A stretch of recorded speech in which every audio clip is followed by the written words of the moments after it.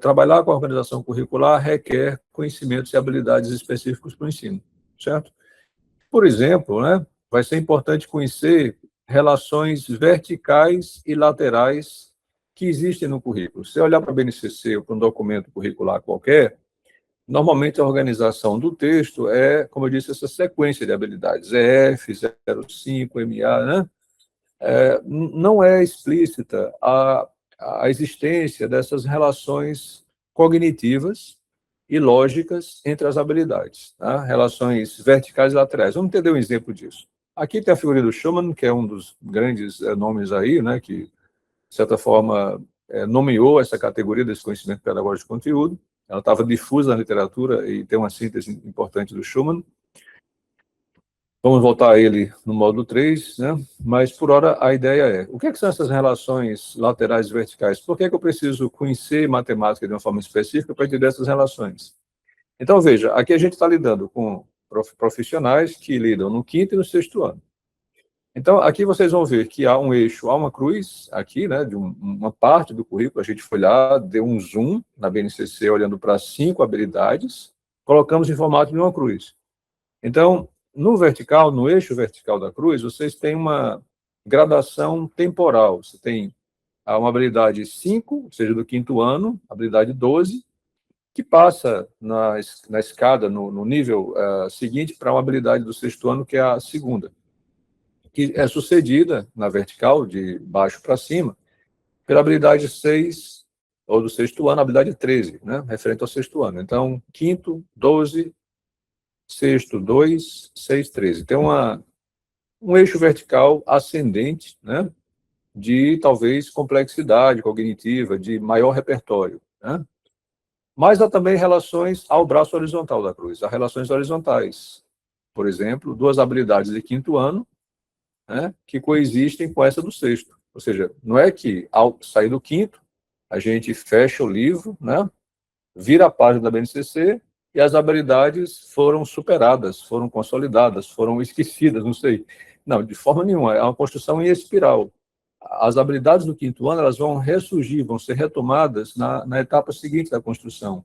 E, de fato, essa estrutura aqui é mais complexa. Se a gente olhasse mais em profundidade, veria as habilidades do quarto, do terceiro ano, da pré-escola, todas elas assomariam aqui. O diagrama não caberia, né? Toda essa complexidade não comportaria e ficaria ilegível. Aqui a gente fez um zoom, como eu disse, um recorte dessas relações. Essas relações são de características ou de natureza cognitiva e lógica. Por exemplo, para que eu possa identificar frações equivalentes, né, para quem não lembra, por que é que meio é 2/4, é 3/6 ou 50%? Por que esses objetos gráficos, essas representações, indicam o mesmo número, né? Então, essa ideia de equivalência, a ideia é muito fina. A gente nem dá conta dela porque está escrita numa frase, né? Talvez a gente até subestime essa habilidade, mas ela é central, ela é uma pedra angular nessa transição, tá? Ela está aqui meio de lado, mas ela é determinante para essa transição ser bem sucedida. Acho que é uma dúvida ainda, né, que ocorre às vezes para a gente, né? Por que esses objetos que aparentemente são distintos são de fato equivalentes? A gente diria que são iguais, em um certo sentido, né? Ou seja, 50% é meio ou é 0,5, efetivamente, né? Bem, para que eu possa compreender isso, tem toda uma trajetória anterior, mas ao compreender bem o que é uma fração equivalente, subindo aqui lá para o topo, eu consigo trabalhar proporcionalidade. Ora, se eu não entender bem a equivalência de frações, pessoal, vai ser um mistério para a minha vida inteira, a tal da regra de 3. Eu posso até executá-la, né? Eu vou reconhecer, tantos pedreiros fazem uma obra em tantos dias, né? Aqueles problemas típicos eu já sei, né, quase automaticamente, como quem coloca uma marcha no carro, já sei automaticamente que tem que usar a regra de 3. Simples, composta, bota a seta para baixo, seta para cima, não sei. Ou seja, eu estou usando procedimentos em uma relação de proporcionalidade. Ocorre que uma relação de proporcionalidade, a gente vai ver isso mais à frente, nada mais é do que estabelecer uma equivalência entre razões, né?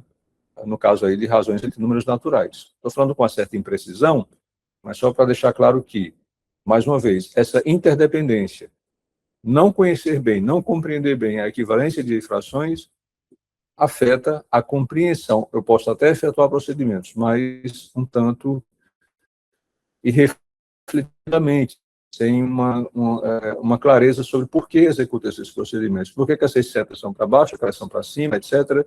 Por que eu, entre aspas, multiplico meios pelos extremos? Aí tem várias nomenclaturas para isso, a regra do chinês, X sorriso, etc. Né? De onde vem tudo isso? Né? Por sua vez, a equivalência de frações e a expressão dessa equivalência numa relação de proporcionalidade requer como uma representação, requer como um meio para a gente fazer cálculos usando os números naturais, racionais, a gente precisa de um sistema de numeração. Então, essa ideia de seu numeração, que lá nos anos iniciais eu começo a utilizar, né, para expressar os números naturais, 486, né, e veja a decomposição desse 486 em dezenas, centenas, unidades, etc.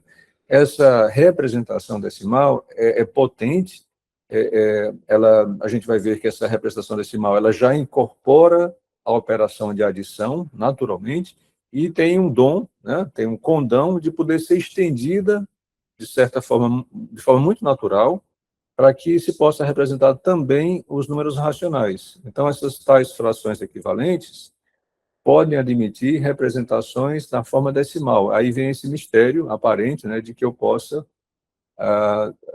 dizer que meio é 0,5 ou é 50%. Então, essa compreensão da equivalência de frações fica elucidada e fica mais transparente quando a gente reconhece o uso do sistema de numeração decimal, não só para representar números naturais, mas também racionais, ou seja, eu vou representar decimalmente os números racionais, com isso eu ganho ferramentas potentes de cálculo.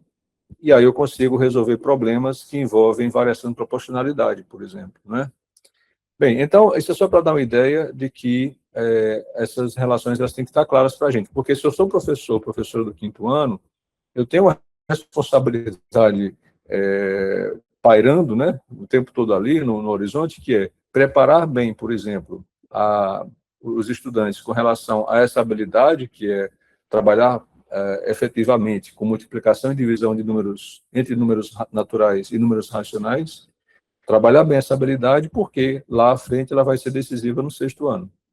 E já eu, professora do 6º ano, que estou atuando aqui no trabalho com proporcionalidade, lá na habilidade 13, quando eu percebo que os estudantes têm certas deficiências, certas lacunas de repertório, têm alguns equívocos conceituais, não conseguem fundamentar as operações que fazem, ou efetuam essas operações de forma incorreta, eu preciso ter a clareza, o entendimento de que esses erros não surgiram ali. Eles têm uma trajetória, eles têm uma arqueologia.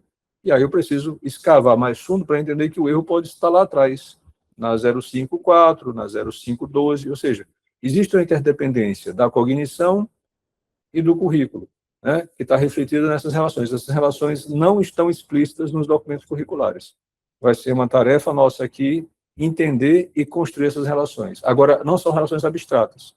Elas vão existir dentro de uma tarefa, uma atividade, um problema matemático. Como é que um certo problema vai envolver esse conjunto de relações, para que a gente possa entender. Nesse problema, eu combino regra de 3 com a equivalência de frações, com a representação decimal dos números naturais e racionais.